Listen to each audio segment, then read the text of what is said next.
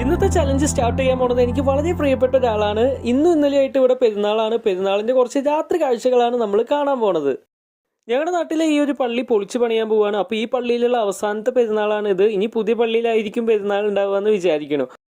അപ്പോൾ ഈ ഒരു കാഴ്ചകളൊക്കെ കണ്ട് ആസ്വദിക്കാൻ വേണ്ടിയിട്ട് ഞാൻ ഒറ്റയ്ക്കല്ല വന്നേക്കണത്. എൻ്റെ കൂടെ എൻ്റെ ബെസ്റ്റ് ഫ്രണ്ട് ആയിട്ടുള്ള അലക്സ് ഉണ്ട്. ഒരു പക്ഷേ നമ്മുടെ ഈ ഒരു ചാനൽ വഴി നിങ്ങളിപ്പോൾ നമ്മളെ കാണുന്നതിനുള്ളൊരു റീസൺ എന്ന് പറയുന്നത് അലക്സ് ആയിരിക്കും. ഞങ്ങൾ രണ്ടുപേരും കൂടിയിട്ടാണ് നമ്മുടെ ഈ ഒരു ചാനൽ സ്റ്റാർട്ട് ചെയ്തിട്ടുണ്ടായിരുന്നത്.